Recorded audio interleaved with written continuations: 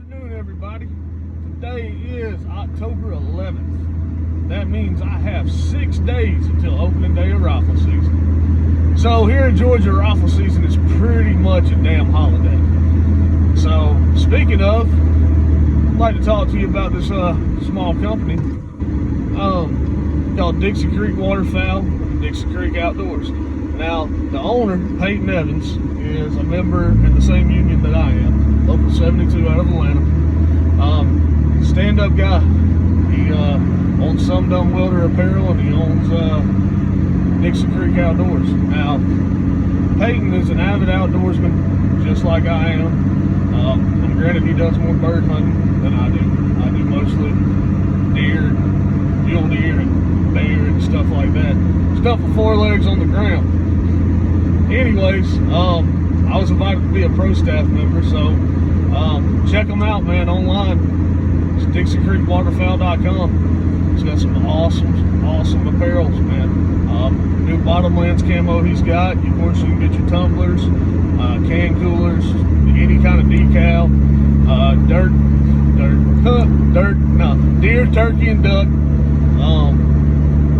Like I said, stand-up guy, awesome company, man. So, but today's video, we're going to do a little reloading. Explain the process that I do, show you the bench. And it's a little messy, and it's in my bedroom. And I didn't make my bed this morning because I'm a grown man. Nah, I'm just playing. I ain't make my bed because it's Sunday, it's raining, and I ain't got nothing else to do, so I figured I'd just chill out at the house. So, we're actually headed to the store to go get some Copenhagen essentials, man, essentials. So, it's coming up weekend, like I said, it's rifle season.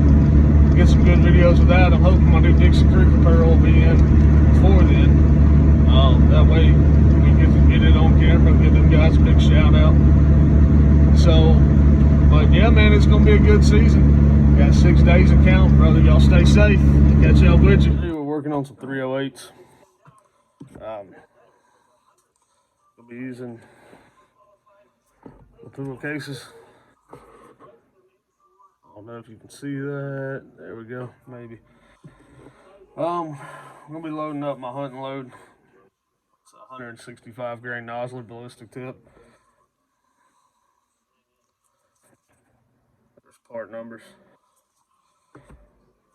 So basically, we size D-prime, chamfer deburr. Then I throw them in corncob media for about 3-4 hours.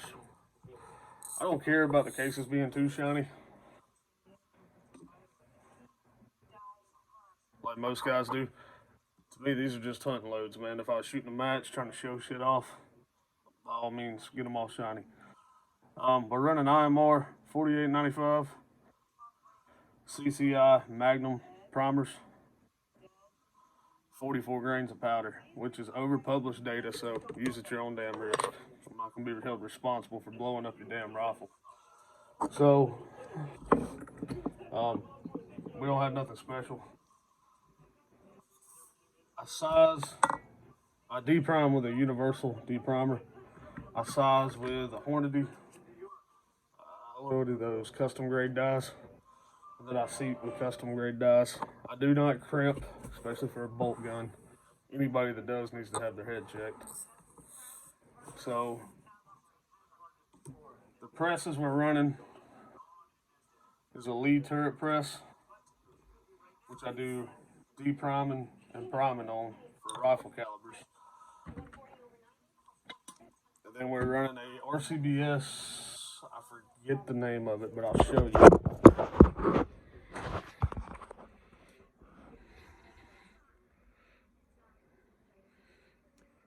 It works, man. So far, for a single stage, I love it.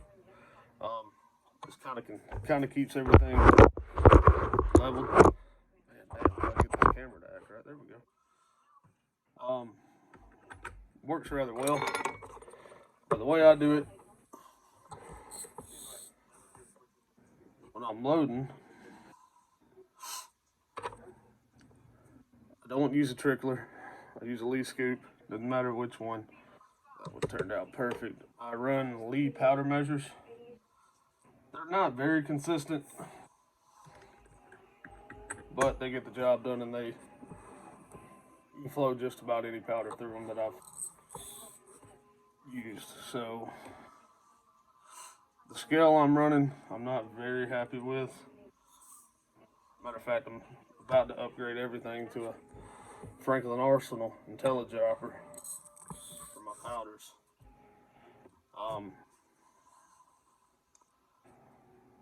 That one's a little over. I try to keep everything consistent as I can, so I end up scooping powder out with this little powder scoop. But we're gonna be swapping rifles a good bit this year, so I've got 25 rounds loaded up. Figured I'd go ahead and load another 25, and then we'll see what season holds for us. The way I do it, I load 10 and seat 10. That way, I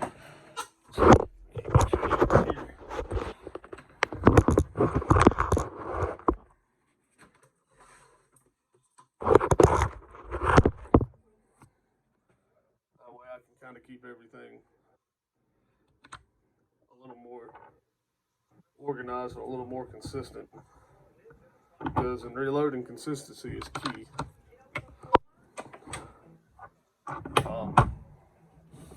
I don't get wrapped up at having the fanciest reloading equipment, man. I've been running this Lee turret press for 5 years. And I just picked up this RCBS last year because I wanted something a little nicer than a Lee single stage. Which, don't get me wrong, I've loaded some really accurate ammunition on both of them, on a Lee turret and a Lee single stage. So we're going to finish off this first batch of bullets. Then we're going to move on to 30-06, and then we'll hopefully next weekend get to put them to the test. I know this load works. It's the first year loading for 30-06 and my 300, so I know this 308 load works. It's devastating on whitetails. They don't tend to take this load. Man, I have to get this big number. It's getting a little ridiculous. Sorry, guys. There we go. But yeah, man, it's, reloading. People tend to get scared of it. Oh man, you run reloads, what if you blow up your rifle? Well, if you keep everything consistent, keep all your powders getting mixed up, get you a good load data book, and then stick to what you know, man. I don't wildcat, I don't experiment with this shit too much. I just find a load that works and I run with it. This load for this 308 I've had this load for shit 10 years. Oh, we just finished off that. Let's grab this one. Me, I don't know how most people do it. I only keep one powder on a bench at a time, and I do not keep any other loaded ammo or components that I don't need. It's real easy to get shit mixed up, because it can happen. I've had it happen before I had this set up.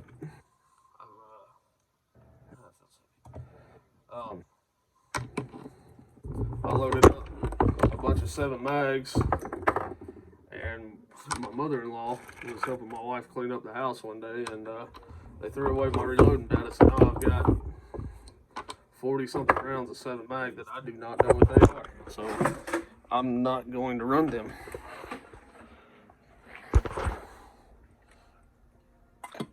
But here's the overview of the bench. It's a little messy, but it'll do in a pinch.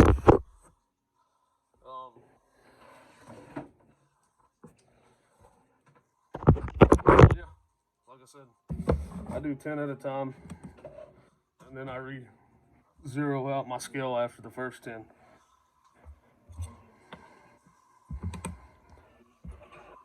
That way, I can have the most consistency as possible. Now, a lot of guys just run them and don't check every load. That's fine if you're just doing plinking ammo, but with hunting, I feel as though we owe it to the animal to make an ethical one-shot kill. So I like everything, every bullet I grab to put in whatever rifle I'm hunting with to be the exact same. That way my point of impact doesn't move. But yeah, man, we're gonna load these up. We'll probably go ahead and wash some camo today. Opening weekend for rifle is next weekend. Kind of a big deal around here, man. It's almost a holiday. I'll be taking off early Friday to make sure my shit's squared away. Let me give you a little update on Kenny too. So Kenny's season's gonna be cut short. So it's just gonna be me this year for the most part, because Kenny tore all the ligaments in his ankle and the top of his foot. So he's gonna be on crutches and a cast, waiting on surgery. So no pressure on me, right? But we're going to see what we can get done, man. I think my main rifle this year is going to end up being either this 308 or that 30-06. I haven't made up my mind yet. They're both heavy. I do like the 308 a little better. There's some little more comfortable. But 30-06, man, you just can't beat it. That round has killed more animals than on this planet than most any other. So, two-legged and four-legged, if you know what I mean. But we're going to get this shit going. We were going to be bush hogging this one, not bush hogging. We were going to be planting this weekend, but Mother Nature had other plans for us. So I don't know what's going to happen. I guess I'll be doing food plots in between hunts, which sucks. Or I might just not hunt the afternoon for the first couple weeks, because first couple weeks is buck only anyways, and all our bucks are still pretty much nocturnal right now. So it might not be that big of a deal. Or hell, I may end up taking the bow and the rifle to the stand and swacking whatever comes out. Buck comes out, rifle. Doe comes out, bow. So I don't know, man. We still got a freezer full of meat, so I'm not really stressing too much about putting one down early. This is what I'm talking about. The scale pisses me off. I just had it perfect at 44. And then all of a sudden there's a 0.2 grain shift. Yeah, see, we need to re-zero this. I'm going to have to pull these loads real quick.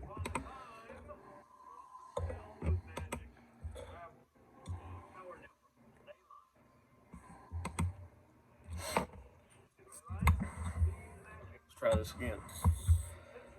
I've got to figure out a good scale. See, I'm showing 44.4 right there.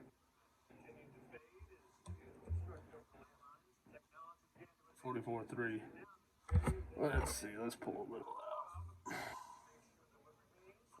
44.2, 44.1. Now, most people give themselves a 0.1 grain. Not me. I like all my shit to be exactly the same. So a lot of guys will run, real expensive die setups, but I've come to find out, man, you can do it with the Hornadies. you just got to be a little more careful. See, like this last load we did right there, we're going to check it. Looks the same, but 0.3 grains can be a hell of a difference at, you know, whether you're shooting 100 or 400. Yeah, see, it was 0.3 grains off. Been a little hotter, which wouldn't have been that bad. It still would have killed. But it's not temp fake. 0.1 off now. Let's see.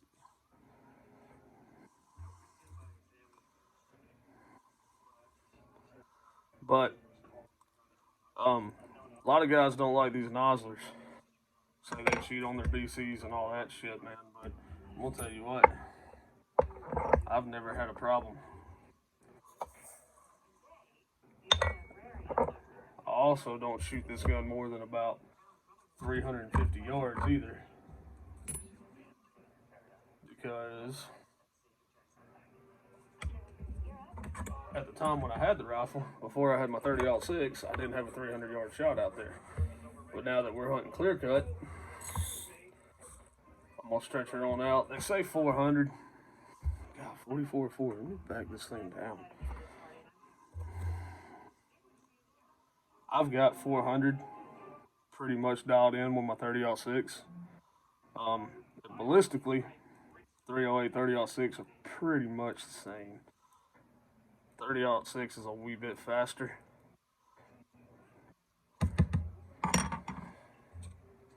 But I've also seen people drop moose with a 308 at 600 yards. I forget the guy's name on YouTube, but he was a trip, man. Typosaurus Rex, maybe. It might have been him who dropped an elk at 900 with a 308. Don't quote me on that because I'm not 100% sure. Which, that's awesome. Got to be a hell of a shot.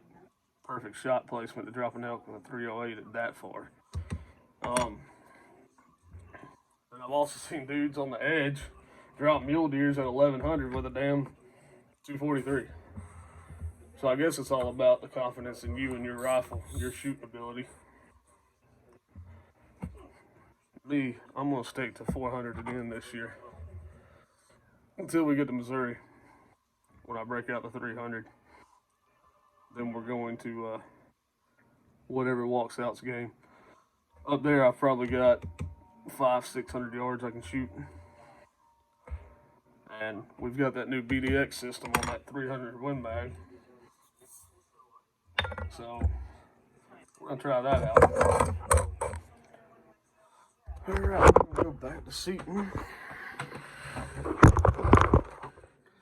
But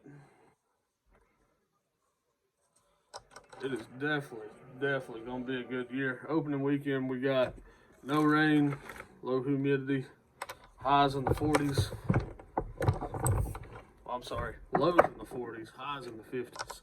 So it should be a good weekend to, you know, see some deer, get some deer on camera,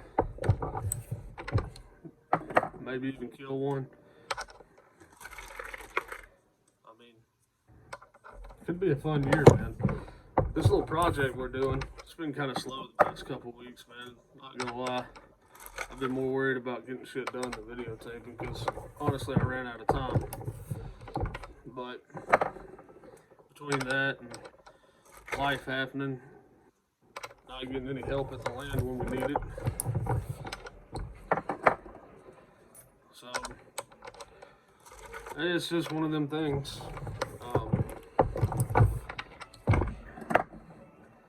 Hopefully Kenny's foot comes back to where it's just a bad sprain or slight tear in a ligament or something, man. I hate it for the guy. He's been like a brother to me for the past almost 20 years now. It's gonna put him out of work for a while.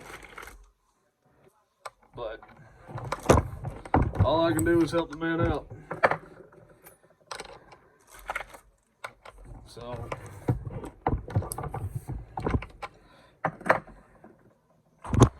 we'll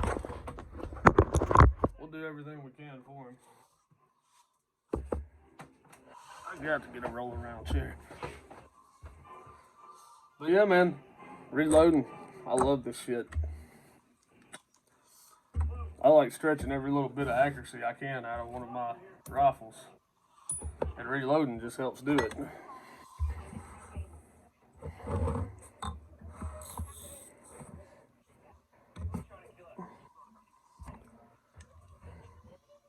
Bad part is it's hard finding components right now.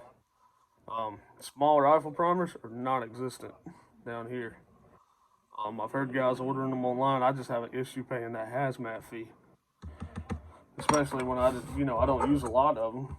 So there's really no reason for me to even have them. But I was gonna build me a 223 trainer because I've got probably 5,000 rounds of brass for 223. But I guess the world had other plans because I can't find small rifle primers. So there's that. I don't know, man. I don't understand. Everybody trips nuts every election year, and then components are hard to find.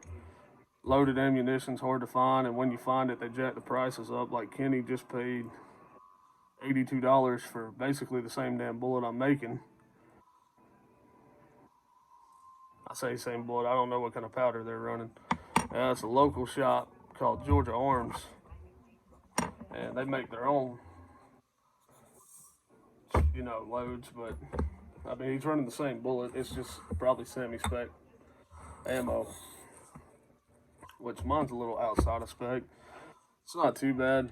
Set the mag length, because hunting, I don't want a single shot. I'd rather have a bolt gun and use it as a bolt gun. But that is what it is.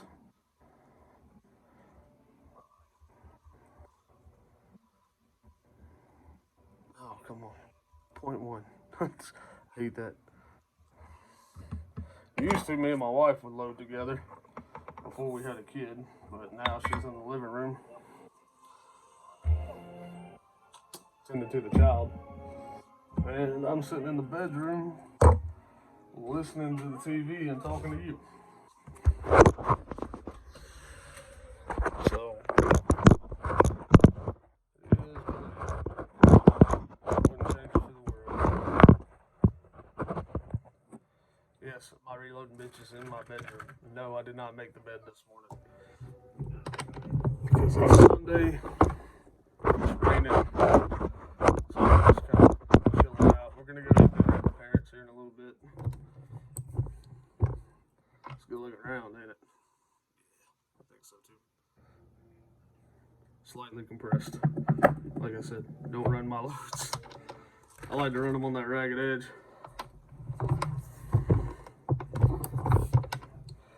But I don't know, this press is kind of cool, man. I forget the name of it.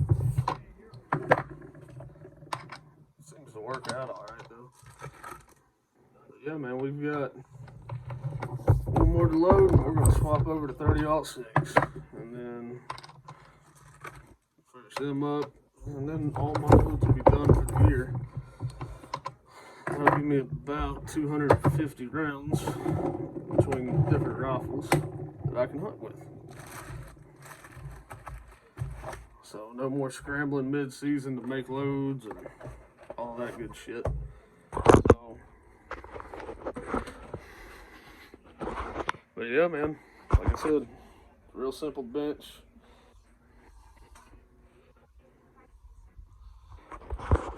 This is the powder we're running. If you haven't heard of this, you've been living under a rock. But, alright, we're gonna go test some shit out. Y'all stay safe. Happy hunting.